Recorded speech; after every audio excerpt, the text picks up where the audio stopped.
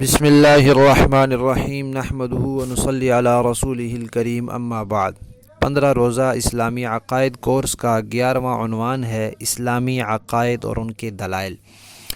اسلامی شریعت کے 4 دلائل ہیں، یعنی 4 چیزیں ایسی ہیں کہ ان سے شریعت کے مسائل ثابت ہوتے ہیں۔ جو مسائل ان سے ثابت ہوں گے وہ شریعت کے مسائل کہلائیں گے، جو ان سے ثابت نہیں ہوں گے یا ان کے خلاف ہوں گے وہ شریعت کے مسائل ہرگز نہیں ہوں گے۔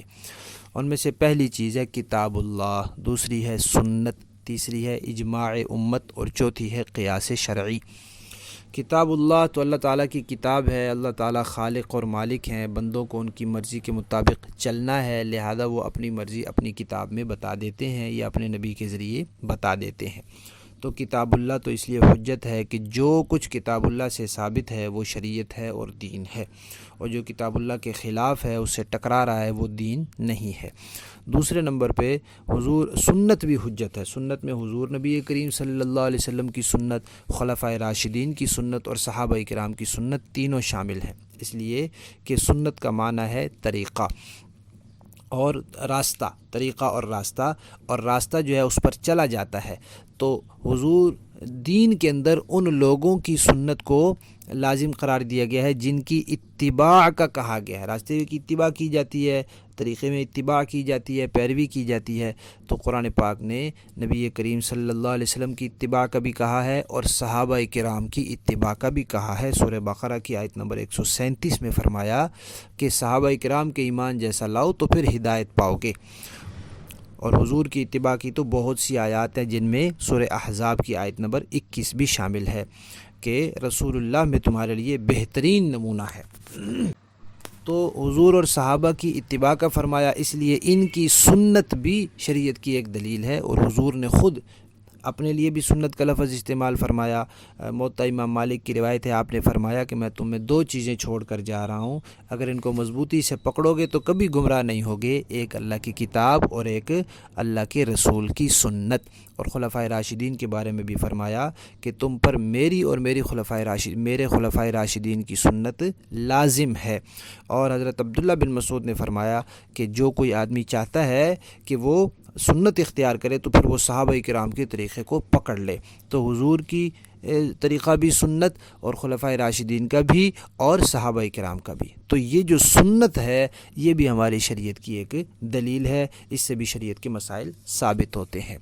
تیسری چیز ہے اجماع امت، یعنی کسی زمانے میں صحیح العقیدہ علماء کسی بات پر اتفاق کر لیں، سارے کہیں کہ یہ مسئلہ ایسے ہی ہے، تو یہ بھی شریعت کی ایک دلیل ہے۔ اس لیے کہ قرآن پاک میں اللہ تعالیٰ نے سورہ نساء کی آیت نمبر 115 میں فرمایا ہے کہ جو آدمی مسلمانوں کے راستے کے علاوہ کسی اور راستے پر چلے گا تو اسے ہم دوزخ میں ڈال دیں گے۔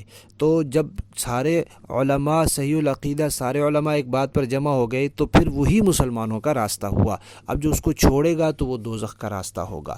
یہ دلیل ہے اس بات کی کہ سارے علماء کا کسی بات پر جمع ہو جانا یہ بھی حجت ہے۔ اسی طرح اللہ تعالیٰ نے قرآن پاک میں سورہ بقرہ کی آیت نمبر 143 میں فرمایا وَكَذَلِكَ جَعَلْنَاكُمْ أُمَّةً وَسَطًا، ہم نے تمہیں اعتدال والی امت بنایا ہے۔ تو جب اس امت کے ایک وقت کے سارے علماء کسی بات پر جمع ہو جائیں تو ضرور وہ بات اعتدال والی ہوگی اور درست ہوگی۔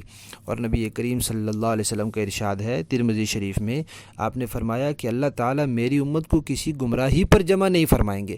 تو امت کسی گمراہی پر، کسی خطا پر، کسی غلطی پر جمع نہیں ہو سکتی، اور جس چیز پر امت جمع ہو جائے یہ دلیل ہے اس بات کی کہ وہ گمراہی اور غلطی نہیں ہو سکتی۔ اس لیے ہم کہتے ہیں کہ کتاب اللہ بھی حجت ہے اور شریعت میں دلیل ہے، اسی طرح سنت حضور اور صحابہ اور خلفائے راشدین کی سنت بھی دلیل ہے، اسی طرح اجماع امت بھی دلیل ہے، کسی زمانے کے سب علماء کا جمع ہو جانا۔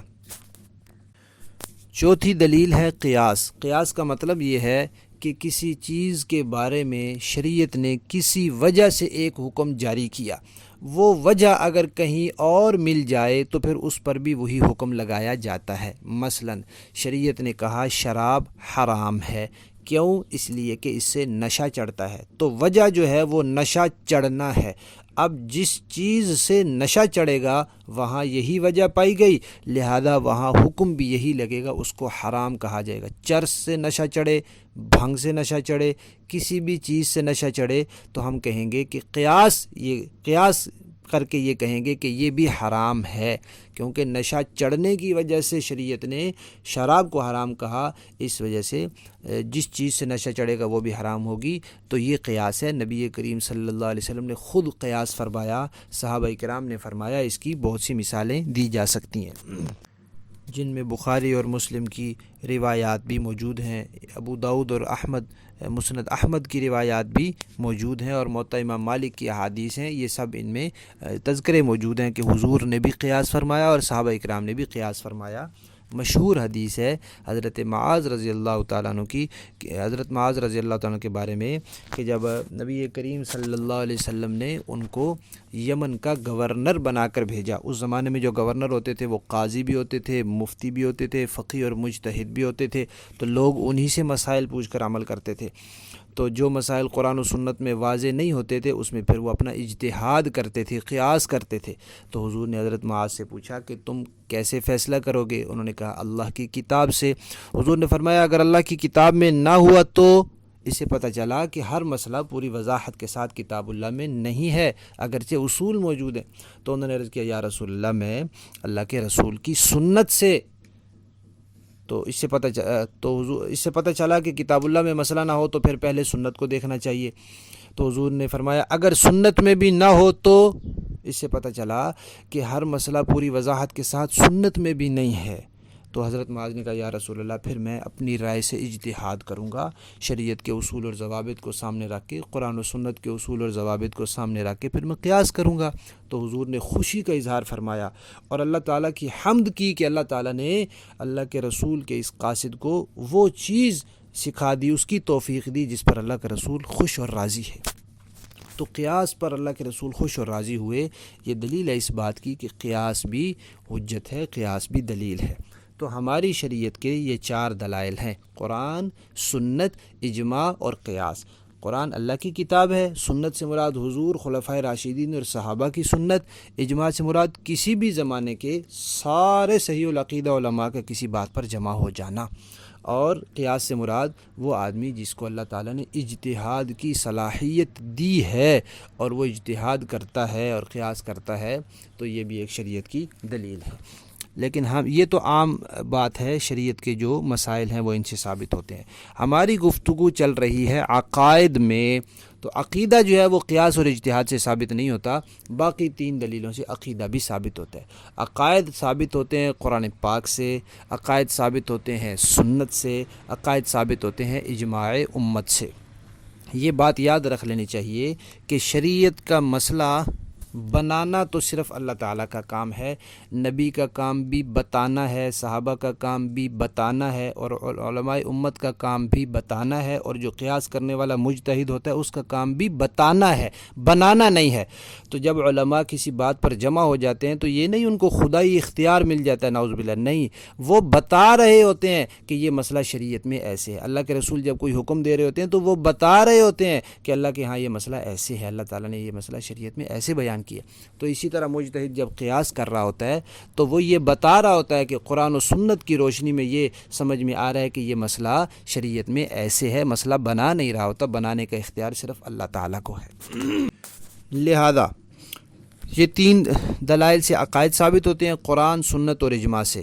تو جو عقیدہ ان سے ثابت ہے وہ اسلامی عقیدہ ہے، اور جو ان سے ثابت نہیں یا ان سے ثابت شدہ چیز کے خلاف ہے وہ ہرگز اسلامی عقیدہ نہیں ہے۔ یہ بات اچھی طرح یاد رکھ لینی چاہیے۔ اسی طرح قرآن و سنت کی جو تشریح اور جو وضاحت اس سے ثابت ہے، صحابہ سے ثابت ہے تو وہ ٹھیک ہے، اور جو ان سے ثابت نہیں ہے وہ ٹھیک نہیں ہے۔ یہاں ایک جملہ یاد کر لینا چاہیے کہ ہمارا دین آیا تو اللہ تعالیٰ کی طرف سے ہے، اور رسول اللہ صلی اللہ علیہ وسلم کے ذریعے آیا ہے، یہ 2 واسطے تو ہر کسی کے ذہن میں ہوتے ہیں۔ پھر وہ صحابہ کرام، ائمہ دین اور 1400 سال کے اہل سنت علماء کے ذریعے ہم تک پہنچا ہے۔ صحابہ کرام، ائمہ دین جن میں 4 بڑے ائمہ اربعہ حضرت امام ابو حنیفہ، امام مالک، امام شافعی، امام احمد بن حنبل رحمہم اللہ ہیں، اور بھی ائمہ شامل ہیں۔ تو ہمارا دین صحابہ کرام، ائمہ دین اور 1400 سال کے اہل سنت کے ذریعے ہم تک پہنچا ہے۔ لہذا جو عقیدہ اور عمل ان سب سے ملے گا وہ ٹھیک ہے، جو ان سے ہٹ کر ہوگا وہ غلط ہے، اور قرآن و سنت کی جو تشریح یہ حضرات سے چلی آئے گی وہ ٹھیک ہے، اور جو ان حضرات سے ہٹ کر ہوگی وہ 100% غلط ہے۔